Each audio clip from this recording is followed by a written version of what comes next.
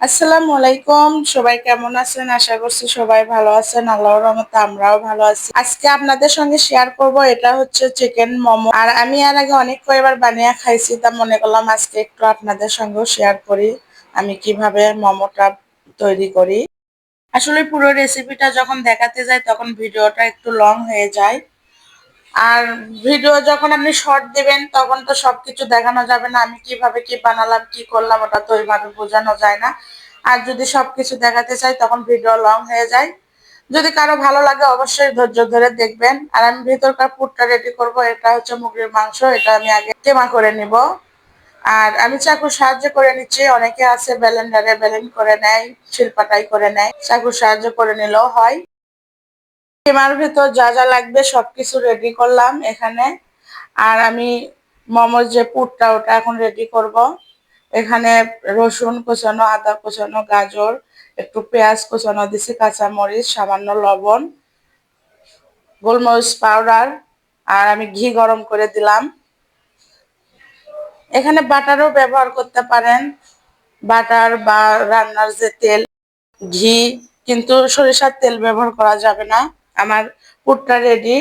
এখন আমি এখানে চিলি গার্লিক অয়েল রেডি করব। এটা হচ্ছে রসুন কোচানো, চিলি ফ্লেক্স, একটু মরিচের গুঁড়া, আর রান্নার যে তেল সেটাই গরম করে আমি এর ভিতর ঢেলে দেবো। এটা ছাড়া কখনো মোমো খেতে ভালো লাগে না, এটার জন্য মোমোর টেস্টটা অন্যরকম। মানে এটা ছাড়া খাওয়ায় কোনো মজাই বোঝা যাবে না এক কথায়। আপনাদেরকে একটু মোমোর ভাজটাও দেখাবো, যেহেতু আমি অত ভালো পারি না ভাজ, ভাজটা অত সুন্দর হয় না।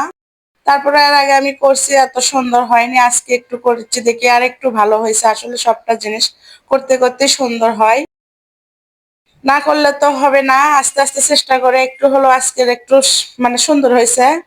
মোমোর যে শেপটা ভাজটা ভালো হয়েছে। আমার সবগুলো বানানো শেষ। আমি রাইস কুকারে পানি গরম দিছি, এখানে তেলও ব্রাশ করে নিছি রাইস কুকারে। আর আমার বড় ছেলে তো দেরি হচ্ছে না, ও বলতেছে আগে আমাকে দাও আমি খাই। ও তো ভালো মতো পরিবেশনও করতে দিচ্ছে না। তারপরে একটু দেখালাম যে বানানো শেষে যদি আমি পরিবেশনই না দেখাই সেটা কেমন দেখায়। আর আমার মোমোটা খেতেও কিন্তু অসম্ভব মজা হয়েছে। আপনারা অবশ্যই বাসায় এইভাবে বানিয়ে খাবেন। আর সবসময় বাসায় খাবার খাওয়া ভালো, বাইরের খাবার যেহেতু ভালো না শরীরের জন্য। আর আমার এই তো, আর গরম গরম খাওয়ার মজাটাই আলাদা। আজকে এই পর্যন্তই। সবাই ভালো থাকবেন, সুস্থ থাকবেন, আমাদের জন্য দোয়া করবেন। আর আমার ভিডিওটা কেমন লাগলো অবশ্যই কমেন্টে জানাবেন। যদি ভিডিওটা ভালো লাগে লাইক কমেন্ট শেয়ার করে দেবেন। আর আজকে এই পর্যন্ত, ভিডিওটা আর বড় করতে চাই না, অনেক বড় হয়ে গেছে। আল্লাহ হাফেজ।